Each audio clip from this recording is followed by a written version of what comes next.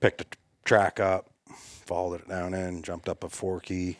Like, oh, that's not him. And get into a spot where it'd been cut probably 15 years before. And it was all spruce and fir, regen, patches of it, that were 8 to 12 feet tall. And in there, you could walk in the softwood. There were no limbs, like the moose and deer had knocked the limbs off. So you could walk through that, but they had taken the overstory out. Yeah. So in those skid roads was all hardwood whips. And I got up in there, and it was buck chasing doe tracks, just like you're saying. And I'm standing there trying to figure out, all right, I got to do a containment loop, figure out what's going on. And I'm standing there thinking, all right, do I go clockwise or counterclockwise? And I hear snap, bang, crash, and grunting, and I said, Jesus, it's right here.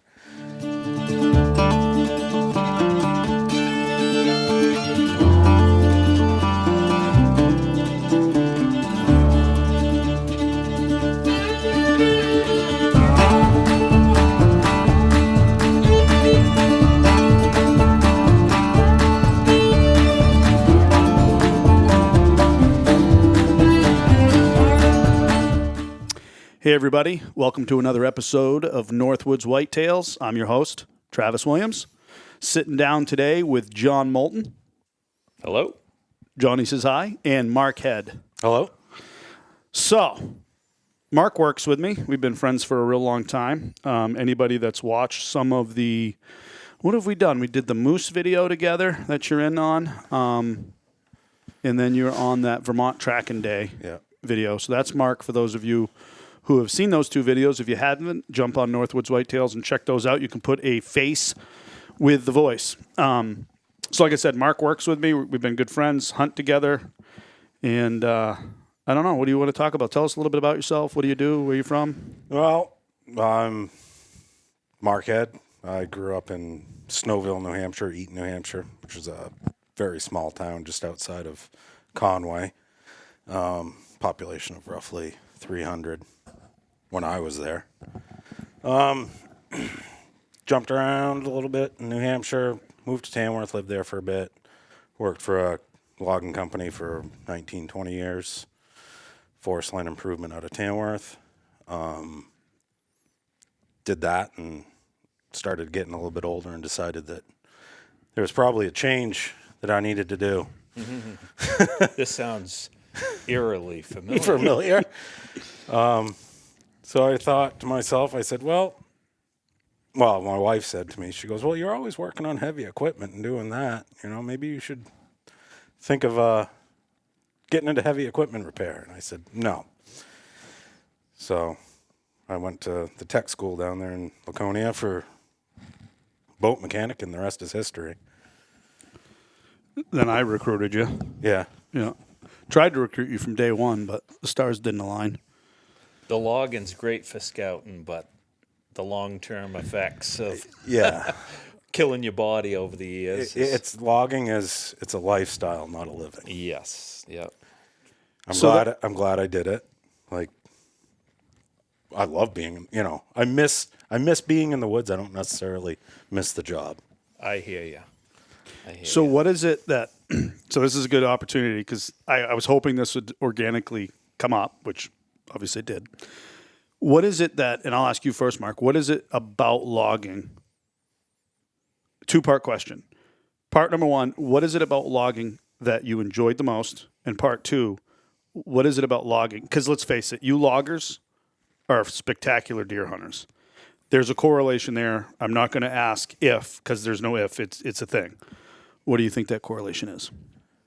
The correlation is just it's being out there, being in nature every day, observing how nature operates and works, and taking that information and using it to your advantage. I mean, you're out there every day seeing how the animals are moving, what they're feeding on, what their habitat is, where they like to be, and all that. Yeah, I agree, spot on. Yeah. Because it's just all the time out there. You're just picking up little tidbits of information all the time, and you're filing it. And some of it you don't even realize at the time. But correct. Down the road, it's like, I remember that. Yeah. Creates patterns that you see. And Yeah. And it's, if you're going to go into the tracking part of it, you know, if you're a logger, you're not averse to hard work. Right. And we all know what, to be successful tracking, what it takes. Yeah. Yeah. So what is it that you both, was it just being outside? Was it the connection with nature? Was it both, like, that you enjoyed about logging? Because it's hard work. Yeah. Oh yeah. Yeah. I mean- I'm still kind of doing it. I'm running mechanical equipment now, but it's the being out there and seeing. I've never been indoors or not being able to look out a window. That would kill me. You Right. know, Exactly. it's just, it's in the elements, and yeah, you're working in the crappy weather sometimes, but it's just something about being out there. As a matter of fact, I saw a deer this morning Right. on the job. You know, it's everyday thing. It's the smells, the sounds, Right. what goes along with it. It's, So speaking of smells, I know where you're going with this. so Mark used to come over to the house when he was logging. So he lives right across the street from my parents. That's how we met. And I'd say, no wonder you kill big bucks, Mark. You smell like a friggin' tree. Because he's got his green and black flannel there on, and it smells like, he just cut down a tree. And I'm like, personally, I still think I was onto something, because you guys can walk right up to him because you smell like a tree.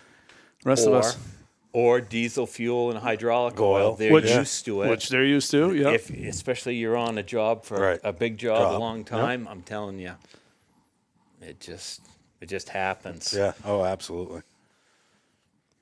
So, like I said at the beginning of the podcast, Mark and I hunt a lot together. And when I say together, we have double teamed a couple bucks, which, man, we've had fun doing that. We'll probably jump into that later. But let's dive into this year's buck story. You killed a nice deer in Maine. Yeah, Maine.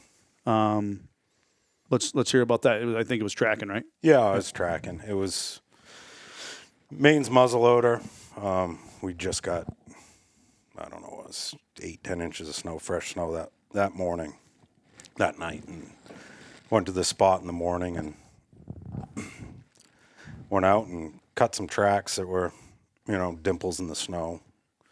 Followed those around and determined that one of them was one that was worth taking further, and so I did that, and I jumped him up. The first time I jumped him up, I was probably going a little too fast. I know I was going a little too fast. I was following dimples in the snow, trying to make up time, and he was bedded in some softwood along a brook, and I came across his bed, running tracks out of it. And I said, all right, well, now we got a fresh one in front of us. That's the moment I love right there. Now you know you're in the game. You're on him.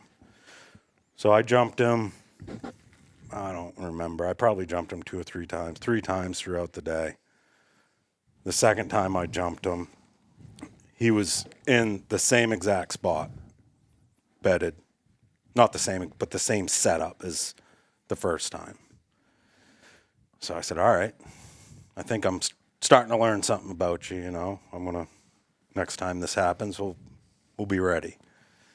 I'm sneaking through some hemlock softwood, and there's a bunch of snow on everything, those days, and the wind's starting to pick up, and the snow's falling off, and I'm going down this finger ridge down to a brook or a bench because he's been laying on these benches on brook faces, brook edges, and I'm sneaking down there, and I just know that he's bedded here, and I take one step, my right foot hits a log underneath the snow, comes out from underneath me. I start going backwards, probably 20 yards from me. He jumps up out of his bed. Uh-oh. It was all waist deep, regeneration. He took off running. I'm trying to get a bead on him, falling backwards, and that was the end of that. He took off. So I ended up getting back on his tracks, following him. He got tangled up with some does down by the brook. And I saw the couple of deer flag. Wasn't sure if he was in that group. Went down, saw his tracks. Saw where they were looping back up around this ridge. And I said, well, I'll just make a beeline in that direction, kind of cut him off. So I did that and started tracking them, picked their tracks back up, made some time on them. And he was bedded, or standing, probably 40 yards from me. I don't know if he was bedded. I could just see white of his belly, deer belly, and broadside to me. And I'm looking. At this point, it's probably 1:30 in the afternoon. And the wind's starting to pick up, and the snow's falling out of the trees. And I can't see antlers on this deer, and I'm 99% positive this is him, Yep. And he moves his head just enough, and the snow is sticking to his antlers, so I could only see part of his antlers, partial antlers, as he moved his head. And I said, well, that's him, and pulled the muzzleloader up, Woodman, right behind the front shoulder, right where you want to shoot him, there was a 6-inch maple tree. And I said, well, if I go back a little bit, we're going to be too far back past the ribs. I said, we'll just go for a high shoulder shot. A high shoulder shot it was. He just dropped in his tracks right there. Done. Yep. That usually does that. Yeah. Love it when that works out. So how far do you think you tracked him from when you picked him up to when you shot him? 3, 4, maybe 5 miles. Yeah. Yeah. Tops. And that was it was the very last week Yeah. of the Maine. because I think I killed mine There's just like a day or two after. a day or two after. Yeah. Yeah. Man, we got some snow for that late season muzzleloader. We got a camp booked up there, which Moulton, you got to come. 5 weeks. Not 1, not 2, not 3, not 4, but 5 this year. So we should be able to find, hopefully between, those dates we'll get some snow and be able to get after them. Something Sounds will good. happen. Yeah. Something will happen. And I'll take a little video here of the buck. It was a real nice deer. In typical Mark fashion, he sends me a picture of it, and it's like you can barely see the rack. And I don't know, it's probably 2 months later, where he comes in. Hey, I got my deer rack in the car, and he brings it in. I'm like, well, what one was that? And he's like, that's one I shot this year. I'm like, what? It's a nice one. I mean, I don't know. You're the scorer. What do you think that is? 100-inch deer? I'd say it's more than that. I'd say it's like 105, Yeah. maybe. It's a nice deer. Again, we don't hunt for the size of the antlers. We hunt for the hunt and Experience. the experience. And that was but let's face it. I'm not going to begrudge anybody for wanting to shoot a big buck. I do too, but it's not why we do it. We do it for the journey, not the destination. So, but that was a good hunt, man. Yeah. Any day you can get a good buck tracking is a good day. Sure. He weighed 165. Nice deer. Yeah. Yeah, especially that late. That I mean, late. you think about I'd love to weigh a buck, catch a buck, right? Weigh him in October, collar him, and then capture that same deer late season after they're all rutted out. You know what I think too Second, third week of December. they get dehydrated. I might have said this in the last podcast I did with Kevin, but I mean, you think about they just run around and don't feed. They don't. I mean, how many times have you been tracking a buck where they stop and drink? Yeah. I mean, they cross those little brooks and maybe they could have stopped, but usually they're striding right over. You know what I mean? They're not. You can kind of tell how they slow. They shorten their steps up and they're. Yeah. Yeah. So John, you killed a buck this year too. I did. I had I killed a small buck here in New Hampshire, but I missed a really nice buck in Maine. That one stung a little bit. I might have seen the footage of that. Yeah. So that was Thanksgiving week up in Maine. And I'm trying to think. I think I got up there on a Sunday. Monday, I think we got a little bit of snow. All right, they had snow on the ground, and it went out Monday. And I went in a different area than I usually go. There was some logging going on, and I was trying to get away from some other people. And I had been to this spot a couple of years before, so I drove down there and checked this spot out. And drove up on this land, and I said, I'm just going to park here and going to make a day of it and just, just go out there and see what I can find. And I don't know, I was out of the truck maybe 150, 200 yards that first day, and there's some deer tracks. There's a doe and a fawn working through a cut, crossed a brook, and I said, hey, there's a buck track. It wasn't nothing huge, and I started following it, and it was like a day old, but I'll take those tracks sometime just to see where they bring me and stuff. So I worked through this cut, and I made it about halfway up through that cut, and started to see more tracks mingling through. There'd been a few deer in the last day in that cut. It wasn't like a clear cut. They'd left some patches in there, and it wasn't wide open. And I got about halfway up through that cut, and I could hear a deer blowing. And I said, geez, I've got the wind. The wind was kind of quartering to me. I said, that deer didn't smell me. It might have saw me, but that deer was blowing quite a bit. I heard it take off. And so I just waited a few minutes and let things settle down. And then I kind of just went the direction that deer was blowing. Well, I got about halfway up this ridge, and there's a pretty good lynx track crossing there. And I said, geez, that's cool. And I'm mingling through these tracks, and there was enough tracks that they were going every which direction. And I said, well, there's some chasing going on, and it's been going on. So it was one of those spots where it's like, okay, I'm just kind of going in a direction. I'm not really following a track because they're every which direction. And I'm just poking real slow.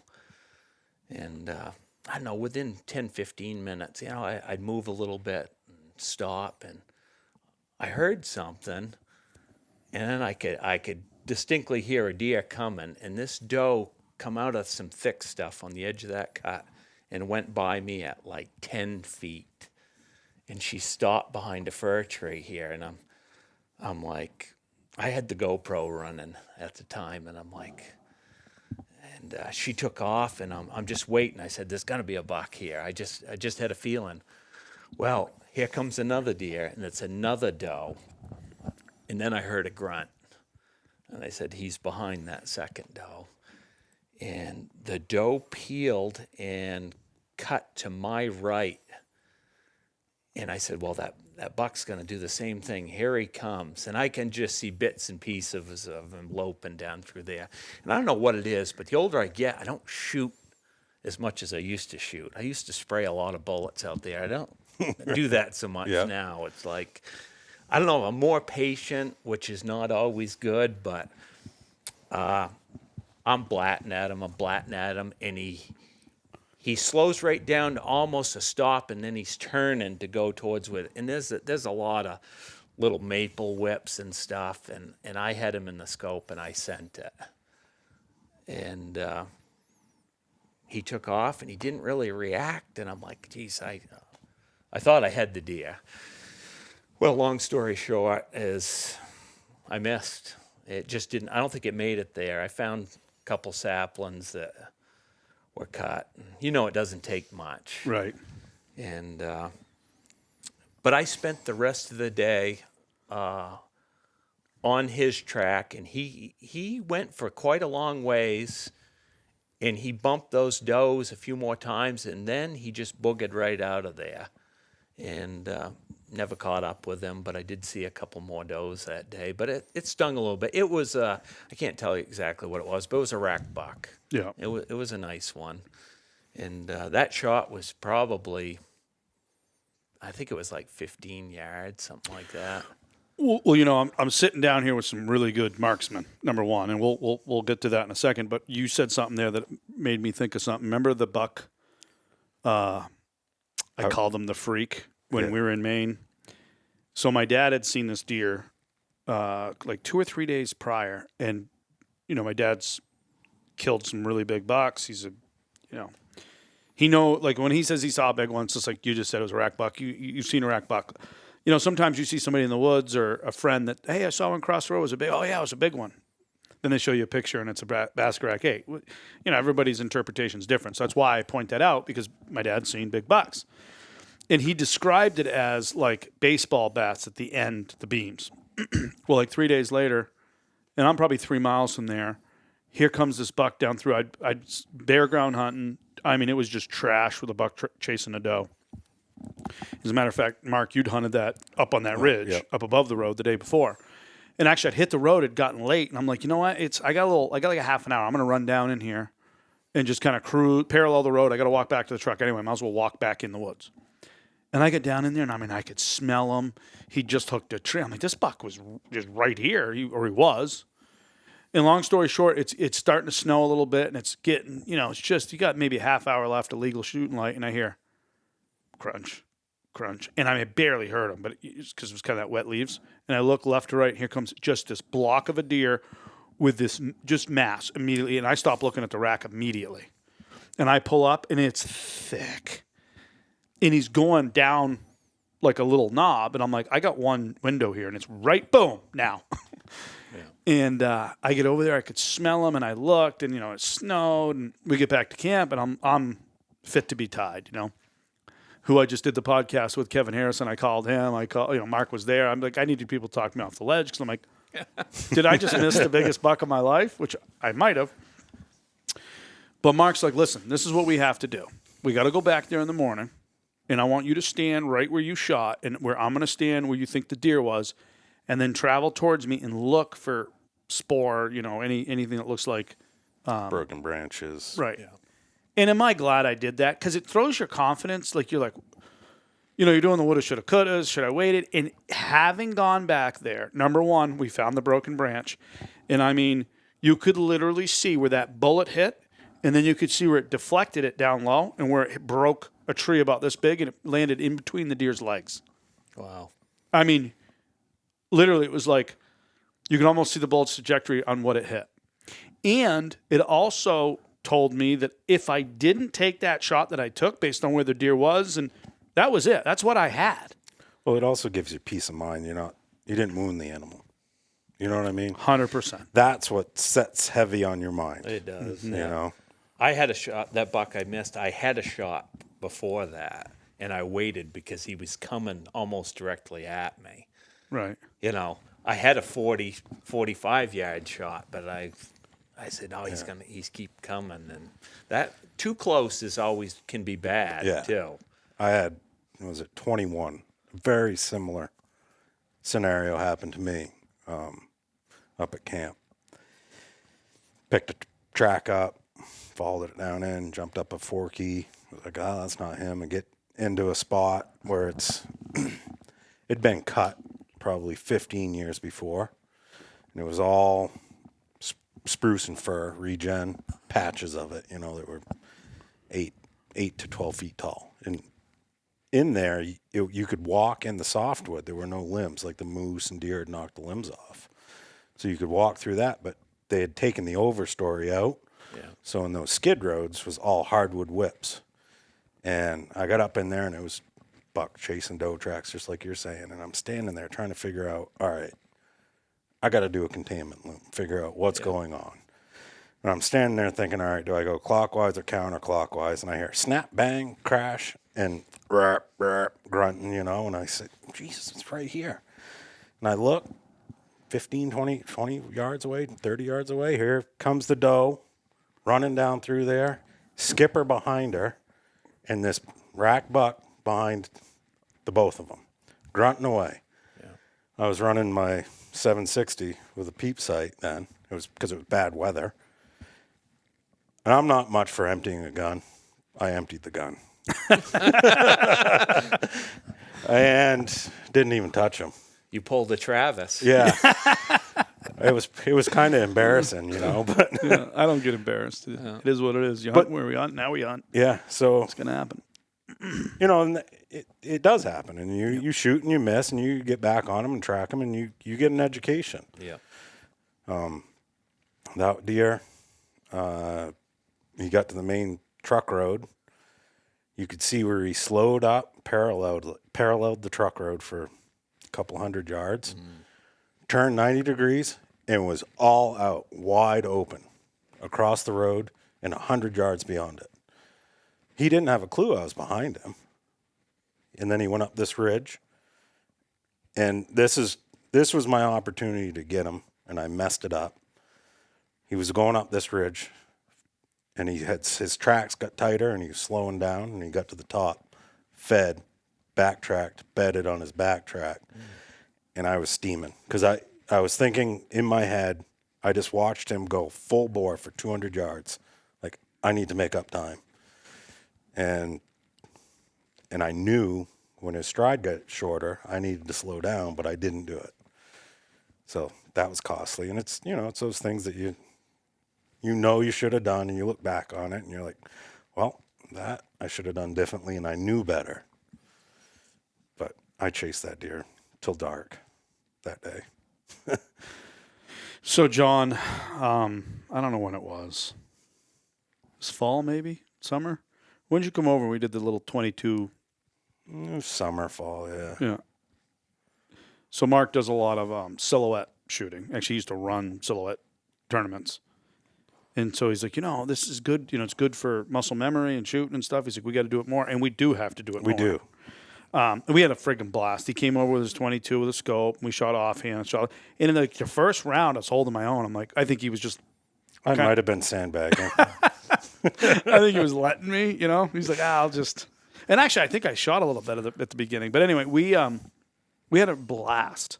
So we should do that more. Like we shoot. Yeah. Because both of you guys, are. Well, I've been thinking about this a lot lately. I used to shoot all the time. I grew up shooting with my dad, and it was cheap. Right. It's just People gonna say aren't shooting rifles like they used to because you can't go out and waste $30, $40 a box. Right. $50, $60 Well, a box. yeah, depending on what you're shooting. Right. But you just think about it. I used to think nothing of wasting 2 or 3 boxes of shells Right. on a weekend, but the average guy doesn't want to do that now because it's ridiculous. Well, and I do all my own loads. I do all my own hand loading. So trying to find components for some of that stuff since COVID has been a struggle in itself, But like you said, even shooting a 22, Well, the that's- mechanics, the it's muscle all the memory, same, it's all yes. the same. We all have to be shooting to be proficient. Right. So you take advantage of those opportunities when they come. I'm definitely guilty the last few years of not shooting enough, and we need to do that. You got the spot. Yeah, right here. We can shoot off the porch. So my setup, my off-season setup, I'll call it, I guess, is a CZ 457 or something. I think it is bolt action. It's a lot of 22s are kind of a youth size. This is full-size rifle. Got it set up with a 3-9 scope, 2-7, I can't remember, but it's very similar to my deer rifle. Yeah. Which is a Remington 700 mountain rifle, and they feel the same. So it's just a cheaper way to go about it. Lot cheaper. Trav needs to find himself one of them old Remington pumps and 22. I've been looking on Gunbroker, and I'm horrible. Like at the internets. I go on Gunbroker. I'm like, I don't even understand how this works, and like the bids here, and I don't want to get in a bid war, so I just I get into it for a minute, and then I get out of it. I need to just buckle down and get one because I would really like to get more proficient with a peep sight. I love how they carry. I've got that 7600 in there. I've got a 760 rifle that I could bring up to Kevin a coin and have him cut down. Shout out to Kevin. He's awesome. TCG Creations? TGI Creations. He cut down that 7600 for me, and it's what I killed the 8-pointer with my dad when we chased it down there. There's a video on that in Northwoods. Actually, that mount is done at my taxidermist, and if it wasn't here doing this podcast, I'd probably be up there picking up my mount. But I've waited 2 years. I think I can wait a few more days. Yeah. But I just want to get. I feel like when I pull the gun up, to my shoulder, it's just not, I got to, fiddle to get it right in that aperture, right where I want it to be. And to me, that's bad. Yeah. That's muscle memory and sight picture. Yeah. And just getting that. And I also say I'm 46. Don't recreate the, you've killed a lot of bucks with a scope, other than the Vermont buck that I missed last year, which I don't know if I've told that story on the podcast before, but there'll be a time and a place. But that one, I felt really good and missed. But aside from that, typically if I got a couple, you guys know me, I like to shoot. If I get a couple of shots, I'm gonna get one into them. So I don't know. Maybe I shouldn't reinvent the wheel, but nonetheless, it's not a bad idea to shoot more. No. And as you just said, John, like right here in my backyard, I've got, I don't have 100 yards, but it's like 80. 80, I'd say, yeah. And we should just do it more, Yep, I should. I got those little 1/5 scale swinger targets there. Yeah, those are great, especially when you're plinking with a 22. What do you think? It's when a season, you define a season by what? A couple, 1-2 opportunities. You maybe? nailed it. Exactly. So if you muff it, That's it. You're done. you're done. And that's when I just think about it over and over again when I'm like that Vermont deer. Like it's like all the effort, the time off of work, the getting everything in line, the family, the sacrifices.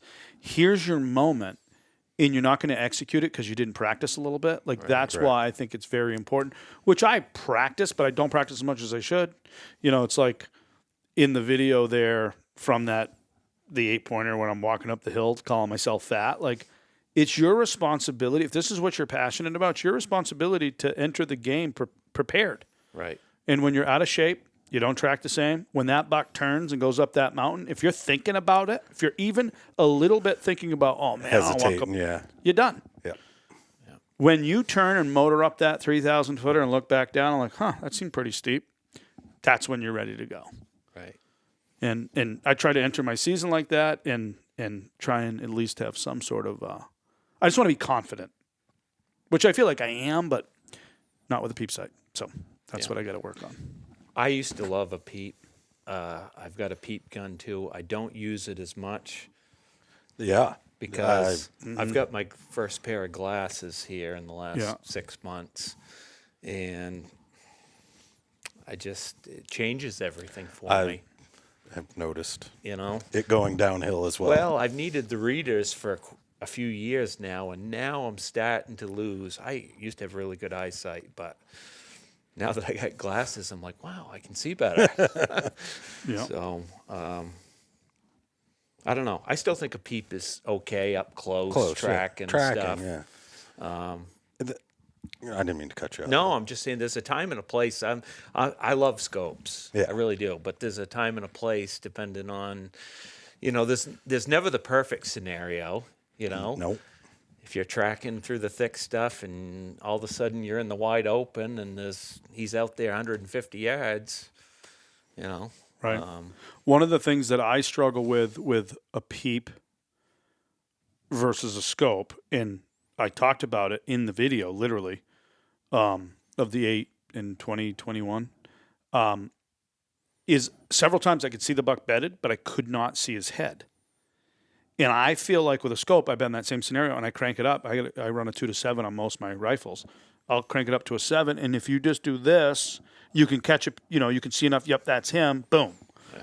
Whereas with a peep, if you're going to do that, you got to unzip your jacket. If you've got binos, pull your binos up, and then it's hard because you're jacked up, you're shaking, you can't see. You know what I mean? And then it's like Mark talked about the buck earlier. He couldn't see antlers until it moved. Mm-hmm. How many times have we been looking at a deer and never saw antlers until they moved? He moved just right, or if it was sunlight or something caught it. Yep. We've all been in that situation. Yeah. Yep. So last year you killed the buck, right? Mm-hmm. Or 2 bucks? No, last year was just 1. Oh, sorry, year before. I did 2. You got 2. Tell us your favorite hunt from that year. That would because you shot a little one, right? Just like a 136 incher. No, not that one. What year was that one? That was the year before. Oh, can't keep track. How many years we got going now? Sorry. Listen, we talked about this at work the other day. Like Mark and I enjoy hunting for the hunt, which I think we'll probably dive into later. But he's a killer. He's killed a lot of big bucks. Like literally, when I was talking to you about coming over, John Moulton, I'm like, John, you want to come over? Mark's coming over, and I know, you guys know each other because we're kind of in the same circle of friends here, and we talk. And But then I started thinking about it. I'm like, well, he killed this one, was like 146 inches. He killed this one, was 100, and then he killed, I'm like, wow, he's actually killed more big bucks than I remember. Maybe He's killed some good ones because I didn't really know until you started showing me pictures of bucks that he killed. Well, to be honest with you, I think it's mental. I think I like it's like kind of like when your wife asks you to do something, you don't really hear it. So when he tells me he killed another big buck, I don't want to hear it. So no. I just try to stay fly under the wire. You know? Yeah. 22 was I got one in Maine, one in New Hampshire, and then we were over in Vermont. Yes, that was the year. Yeah. The one I got in New Hampshire was probably might have been one of the biggest 6-pointers potentially ever. That was a giant. But he ended up. I'll try and put a picture up if I can find it because I have one on my phone. He ended up being a 5-pointer. One of his that G2 was snapped clean off at the base. I mean, his G2 was what? I think it had to have been 10, 12 inches. Yeah, crazy. Cool buck. But that was a pretty cool story. Sneaking around some dried up beaver bogs and swale grass, bare ground. I don't know. It was second week, New Hampshire's rifle season. Maybe things were just starting to heat up, and sneaking up to the edge of this beaver bog along the edge, and there goes a deer out into it. And I said, that just happened to look an awful lot like a buck, and it didn't blow at me. He just got out of dodge. And I said, I don't think he went very far. So I pulled out the grunt tube and got behind some softwood trees and started grunting, kicking leaves, making a racket, basically.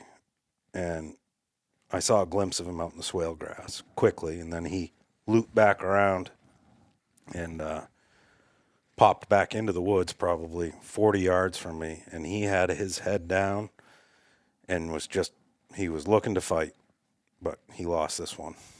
It looked like he'd been winning a couple too, but he didn't win the one with me. Because he was pretty busted up. Yeah, I think He's a fighter, huh? yeah. Wicked It rack. was, and it was cool for that experience. Will it ever happen again? I don't know. He was just that deer's personality. He was aggressive, and I happened to do the right things to make him angry, I guess. Yeah. I think that one was 170, 175 dressed. And then you killed one in Maine. Yep.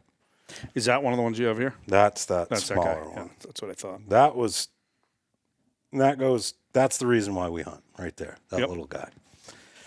That was, it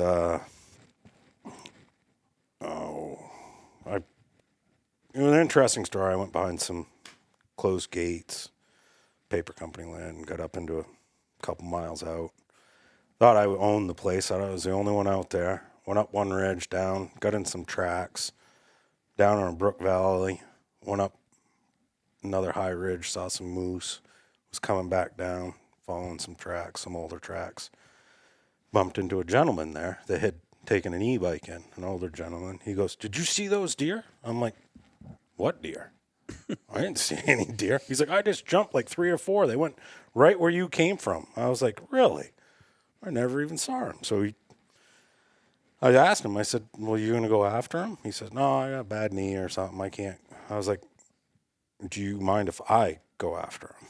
And he's like, "Absolutely not." And I said to him, I said, "If you want to go get them, they're all yours. Like, I'll go somewhere else." But I'm going to go poke around, see what's over there, if you don't But mind. yeah, and he was cool. He was like, "No, there's no way I can catch up to him or do any of that." So I said, "All right, well, I'll tell you what. I'm either going to run this thing till it gets dark or kill it." So I chased him around all day, got to about 3:30, and I was, 3,200 feet up on the side of this mountain. And he was headed over the backside. So when you say so you got over there, and it was It was definitely a buck. It was bigger than that one. big buck track? Yeah. Yeah. Was he on, was the other two does, or? Yeah, and the does took off, and he Gotcha. headed up the mountain So he's got you up at 3,200 feet headed. at 3:30 in the afternoon. Yeah. I'd been on him for most of the day.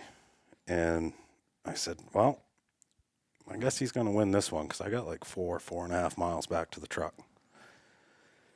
And I said, well, I'll just poke slowly down through these hardwood shelves and maybe I'll get lucky. And I went about a half mile and there that one was, just kind of meandering across one of those shelves. And I said, you're going to do. This is on my terms at this point. Yep. So I shot twice, got him, dressed him out, dragged him half a mile probably, I'm guessing, down to a tote road. And I was hunting with my buddy John, and I says, no way I can get this deer drug out before he's going to wonder where I am or what's going on. So I hoofed it back to his truck, which was an hour hike as fast as I could go. Got there. It was just getting dark. And he goes, where you been? What's going on? And I took the empty shell cases, put them on his tailgate, and I said, we got to go recover those bullets. I like it. That's awesome. And we put on headlamps, got out there, and,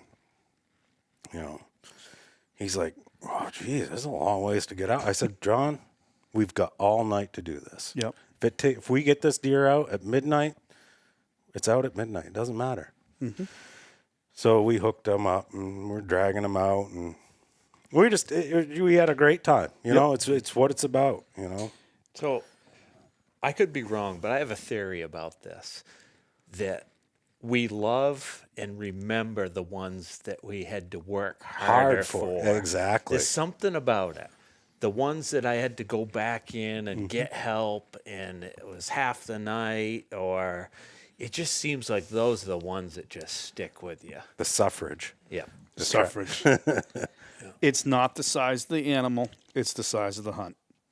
Yeah. Just think about that for a second, because what he just described, we're looking at this buck, which I'll take a picture of and maybe some video.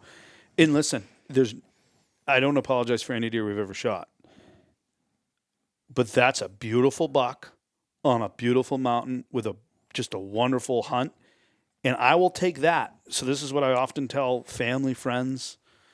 Part of the reason that I think platforms like Northwoods are so important is that it is showing hunters that there's another way. Not that there's anything wrong. If you live in the Midwest, you can't hunt how we hunt, which is what makes what we have so special. Yeah. So special. Because, if you're hunting on a lease or something like that, and that buck walks by, you're probably not going to shoot it if you know there's a bigger one, because you want to shoot a bigger buck, which is completely understandable. If you're on a lease, you might not even be allowed to shoot that one. A whole nother conversation. Right. Yeah. But where we hunt and how we hunt, it's about the hunt. And maybe he didn't shoot that one, he would have shot a bigger one, and maybe he wouldn't gotten one at all. But it's about the experience and the camaraderie that he has with his friend. And I think us showing that as, I hate all these terms, content creators, whatever the heck we're called. All we're doing is doing what we do and showing it to you. So I think that's a good description, right? Right. But we're showing you what we do. And I want people to know that it's okay not to be a trophy hunter, quote unquote trophy, because that is a trophy in my mind. And while on this point, and again, you're always going to have haters. You're putting yourself out there. We show these videos and I read the comments, good and bad. And, some people have said, like in my New Hampshire video this year, they're like, it seemed like you were disappointed. I wish to God that I could convey my excitement. I was telling Mark earlier, like I ran up, my dad came out of the woods and I dragged the buck out, through 2 brooks, about a mile. It was a bad drag, but it was fun. Loved every moment of it. I filmed it, And I told my dad what it was when I killed him, and I drove up this side road. My dad comes out and he's telling me about his hunt real quick. And I just ran up and hugged him. And he kind of gave me a look like, that buck's bigger than you said it is, isn't it? I'm like, no, it's just so awesome. Like I got in there and I knew he was in there and I found his track and, I ended up shooting him at 25 yards. So I love that story. Thanks for sharing it. Like that's what it's all about. So I don't remember if you even remember, I don't know. It's probably 2008, 9, 10. No, it couldn't have been 10 because I shot a good one then. One of those years.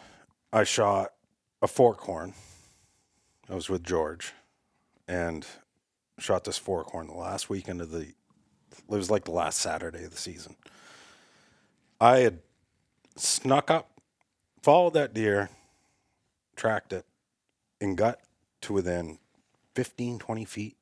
It was sound asleep. Yes. You know exactly where I'm remember going with this. Yeah. It was sound asleep. I watched it, and I was like, all right, I'm going to give you a sporting chance. When you get up, I'm going to be ready, and I'm going to shoot. And then he got to his feet, took off. Like, he didn't have a clue I was there. I got the deer. I drug it out. I don't remember I called you or you called me and asked if I got one. And I said, yes, but it's nothing special.